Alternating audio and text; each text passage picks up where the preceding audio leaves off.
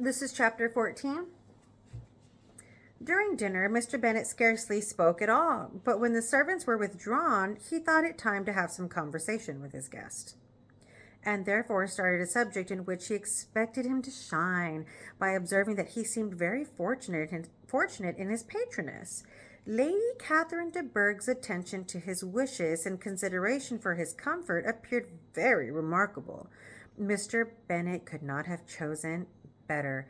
So Mr. Bennet's like, he sat there and he studied Mr. Collins for a little bit. He's like, I know how to get him to talk. He seems to really, like this Lady Catherine, or to really hold her in high esteem. He's like, let me talk about her. And it says here, Mr. Bennet could not have chosen better. Mr. Collins was eloquent in her praise. The subject elevated him to more than usual solemnity of manner, and with the most important aspect he protested that he had never in his life witnessed such behavior in a person of rank, such affability and condescension as he had himself experienced from Lady Catherine. She had been graciously pleased to approve of both the discourses which he had already had the honor of preaching before her.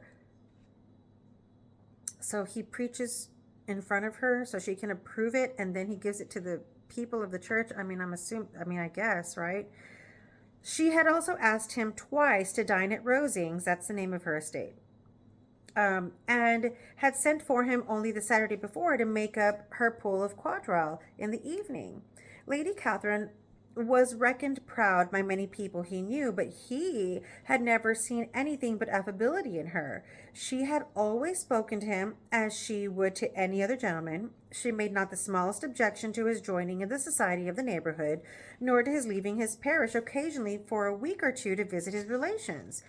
She had even condescended to advise him to marry as soon as he could, provided he choose with discretion, and had once paid him a visit in his humble parsonage, where she had perfectly approved all the alterations he had been making, and had even vouchsafed to suggest some herself, some shelves in the closets upstairs. That is all very proper and civil, I am sure, said Mrs. Bennet. That is all very proper and civil, I am sure, said Mrs. Bennet, and I dare say she is a very agreeable woman. It is a pity that great ladies in general are not more like her. Does she live near you, sir?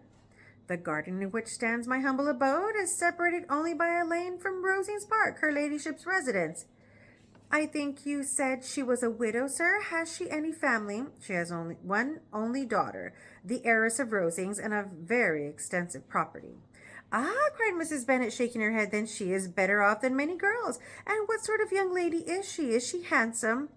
She is a most charming young lady indeed. Lady Catherine herself says that in point of true beauty, Miss de Bourgh is far superior to the handsomest of her sex, because there is that in her features which marks a young woman of distinguished birth. So the mom, Mrs. Catherine de Bourgh, says that her daughter is beautiful because she is of distinguished birth. That's why. She is unfortunately of a sickly constitution, which has prevented her making that progress in many accomplishments which she could not otherwise have failed of, as I am informed by the lady who superintended her education, and who still resides with them. But she is perfectly amiable, and often condescends to drive by my humble abode in her little phaeton and ponies. Has she been presented? I do not remember her name among the ladies at court. Her indifferent state of health unhappily prevents her being in town, and by that means, as I told Lady Catherine myself one day, has deprived the British court of its brightest ornament.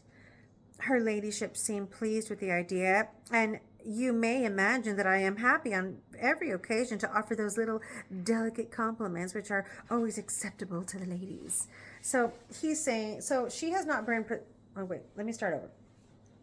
Miss de Bourgh, who is the daughter of Lady Catherine de Bourgh, she apparently is not accomplished. Remember, there was already a conversation about what accomplished means for a woman. She has not been presented at court because she's sickly. She's not, and she has a lady who is like her caregiver. So I'm assuming that, I don't know, I have an idea that she might be a little mentally delayed. I'm not sure. I don't know. She needs a caregiver all the time, to stay with her. So anyway, And she's sickly. She hasn't been presented at court. When they talk about her beauty, they're talking about how she's pretty because of who her parents are. And so that's going to mean something later on in the book. Okay. So, anyway, so Mr. Collins is saying that he gives all these like awesome little compliments to the ladies, and he thinks he does a good job at it. He says, I have more than once observed to Lady Catherine that her charming daughter seemed born to be a duchess, and that the most elevated rank, even instead of giving her consequence, would be adorned by her. These are the kind of little things which please her ladyship, and it is a sort of attention which I conceive myself particularly bound to pay. You judge very properly, said Mr. Bennet, and it is happy for you that you possess the talent of flattering with delicacy. May I ask whether these pleasant attentions proceed from the impulse of the moment, or are the result of previous study? So he's like, oh yeah, that is a pretty clever compliment to give a lady. He's like, do you practice this, or do you think of them like on the spur of the moment? Like what? They arise chiefly from what is passing at the time, and though I sometimes amuse myself with suggesting and arranging such little elegant compliments as may be adapted to ordinary occasions, I always wish to give them as unstudied an air as possible. He's like, oh no, I practice sometimes. But whenever like I give the compliments, I try to make it seem as if I thought of it like right then and there, you know. Mr. Bennet's expectations were fully answered. His cousin was as absurd as he had hoped, and he listened to him with the keenest enjoyment, maintaining at the same time the most resolute composure of countenance, and except in an occasional glance at Elizabeth, requiring no partner in his pleasure. So Mr. Bennet was like, oh yeah, this guy's wacko. He's like, I love it. He's like, I just want to sit here and listen to what he has to say. This is my entertainment for the night. But it says that his countenance didn't give away any of that. So he was like, oh yeah. Okay. So anyway, by tea time, however, the dose had been enough, and Mr. Bennet was glad to take his guest into the drawing room again, and when tea was over, glad to invite him to read aloud to the ladies. Mr. Collins readily assented, and a book was produced, but on beholding it, for everything announced it to be from a circulating library, he started back, and begging pardon, protested that he never read novels. Kitty stared at him, and Lydia exclaimed. They were like, oh, you don't read novels. Other books were produced, and after some deliberation, he chose Fordyce's sermons.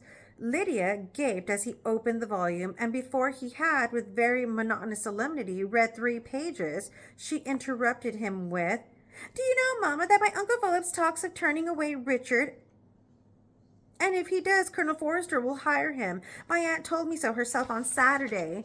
I shall walk to Meryton tomorrow to hear more about it, and to ask when Mr. Denny comes back from town. So Mr. Collins was on page 3 of reading a sermon out loud for their entertainment for the night, and Lydia was like, no. And she just started talking to her mom, which is pretty rude. It's like when I'm in class and you guys start talking when I'm reading to you, I'm like, I'm not doing this for nothing. So anyway, so that's what Lydia is doing. She's being rude. Lydia, and I'm not saying all of y'all do that, only like 1 or 2, but still y'all get the hint right away. I'm sorry, I wasn't calling everybody out.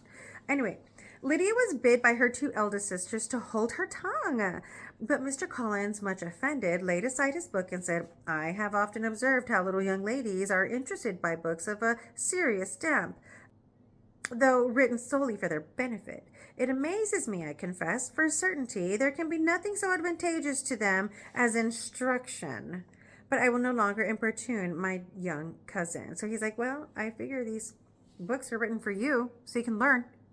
That's okay. I won't read anymore.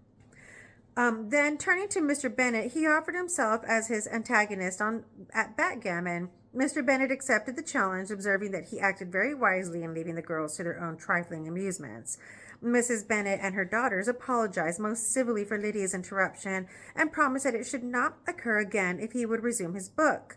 But Mr. Collins, after assuring them that he bore his young cousin no ill will, and should never resent her behavior as any affront, seated himself at another table with Mr. Bennet, and prepared for backgammon.